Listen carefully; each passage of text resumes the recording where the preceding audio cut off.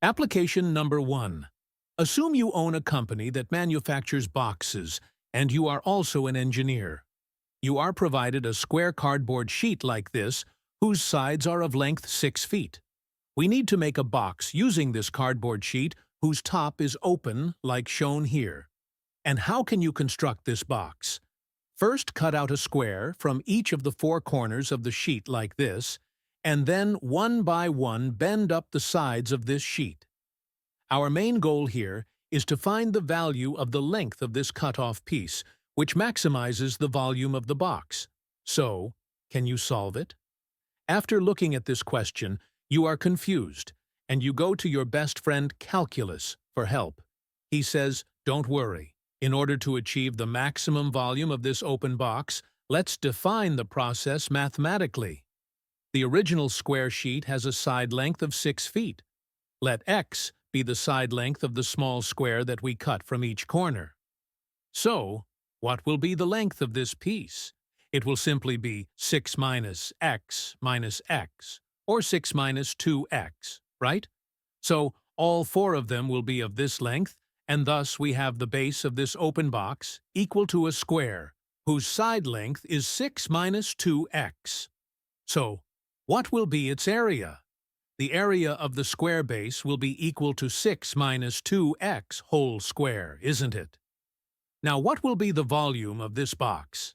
See, the height of this box will be the same as the size of this piece, which was cut off from this square. So the height will be equal to x. Therefore, the volume of the box, or V of x, will be equal to the area of the base times its height, or 6 minus 2x, whole squared times x. To find the value of x that gives the maximum volume, we take the derivative of V of x with respect to x and set it to 0, and then solve for x. If you are confused why we do it like this, then I have already made a video on the same, and the link is in the description. But complete this video first. Now, using the product rule for derivatives, we get the derivative of V of x as this. Again, if you don't know what product rule is, I have already made a video on the same, and the link is in the description. Again, complete this video first. Now, I will not bore you by solving a quadratic equation. The roots of this equation are x equals 3 and x equals 1. Now, obviously, if x equals 3 feet, then 6 minus 2x will become 0, and this is not practical. So we have x equals 1 foot as the final answer. Thanks to calculus, we've optimized the box design to achieve the maximum possible volume with precise mathematical reasoning. Application number 2. Now, once the product is made, the next step is to market your product, isn't it? Imagine you are selling the box you made right now. You need to decide how much to charge for each item. If you set the price too high, no one will buy it. If you set the price too low, you might sell a lot, but not make enough profit. Marketing research gives us some useful information. If we set the price at $10, nobody will buy the boxes. However, for each $1 we lower the price, we can sell 500 more boxes. This means if we set the price at $9, we can sell 500 boxes. If we set the price at $8, we can sell 1,000 boxes, and so on. Every business has costs. Some costs stay the same no matter how many items we sell, for example, buying the machine. These are called fixed costs. In this case, the fixed cost is $3,000. Other costs change depending on how many items we make. These are called variable costs. In this case, each box costs $2 to produce. So, what is the best price to charge in order to make the maximum profit? Can you solve it? Let's call the price of the box as P. Then, the number of boxes we can sell depends on P. The formula for the number of boxes sold, or Q of P, will then be 10 minus P, then multiplied by 500. So if P is 9, then this will be 10 minus 9 times 500, or 500 boxes sold. And if P is 8, then this will be 10 minus 8 times 500 or 1,000 boxes sold, right? Now the total money we make is called revenue. Our revenue is just the price of one box, which is P, multiplied by the number of boxes sold, which is Q of P. So, the revenue is P times 10 minus P, then multiplied by 500. Expand it to get 5,000P minus 500P square. Nice! Now, let's talk about costs. As mentioned before, every business has costs.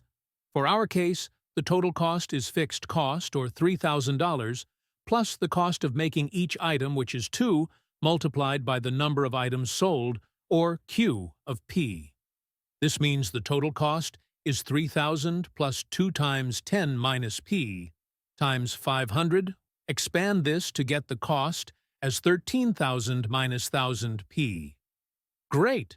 Now we can finally talk about profit. Profit is the money left after we subtract the costs that our business incurs from the revenue. So, profit is revenue minus total cost, or this minus this, which after adding the like terms gives us this. Now our goal is to find the price P that makes profit as large as possible.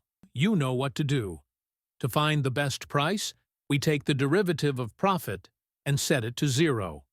Derivative of this will be 6,000 minus 1,000 times P, and this equals 0. So we get P equals 6,000 over 1,000, or $6. This means the best price to charge for each box will be $6. Awesome! Application number 3. First, you optimized the boxes.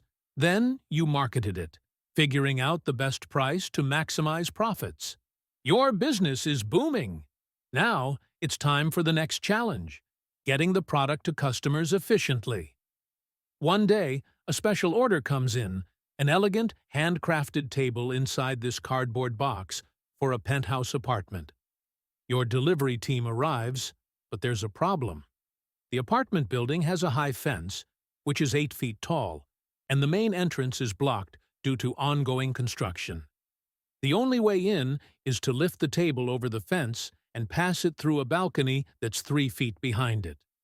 As you can see, we can use a ladder like this, but we can also keep the ladder like this, and many other possible ways. But we need a ladder that is just long enough to reach over the fence and touch the balcony, without being longer than necessary in order to avoid the extra cost. So, what is the shortest possible ladder that can get the job done? Can you solve it? Okay, let L be the length of the ladder, which we need to minimize. Now let the ladder touch the ground at some point x feet away from the wall. So, this will be x minus 3. Also, let the ladder reach the balcony at a height h feet above the ground. First, we will find a relationship between h and x. If we let this angle be theta, then what will be the tangent of theta in this case? So for this triangle, it will be 8 over x minus 3, right? And for this triangle, it will be h over x. So equating both of them together like this will give us h equals 8x over x minus 3. Amazing! Now our job is to minimize L, right? Next, we will use Pythagoras' theorem to find the relation between L and x. We get L square equals x square plus h square. Substitute h from here to get this. So L equals the square root of this. We will simply differentiate L with respect to x, and then set it to 0. See, the main objective of this video is not to learn how to differentiate, but instead look at the real-life application of calculus. So, we will use an online calculator to find its derivative, which I have already done for you. It will be this. Therefore, setting it to 0 gives us this numerator equals 0, or this equals 0. This gives us x equals 0, and this equals 0. Look here, we have this side length as x minus 3, so x cannot be equal to 0, and it must be greater than 3. Now this equation gives 1 equals this, or x minus 3, whole cube equals 192. Take cube root on both sides to get x minus 3 equals cube root of 192. So, x equals 3 plus cube root of 192, or nearly 8.77. Substitute it here to get L as approximately 15 feet, and that's it.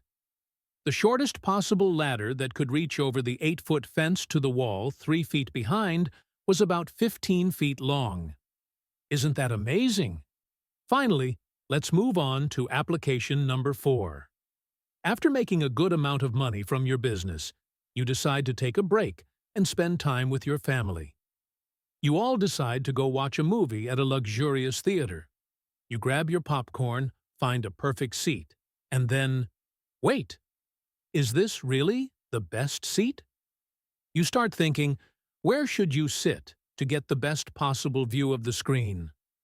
The movie screen is 20 feet high and is positioned 10 feet above the floor. You are sitting X feet away from the screen.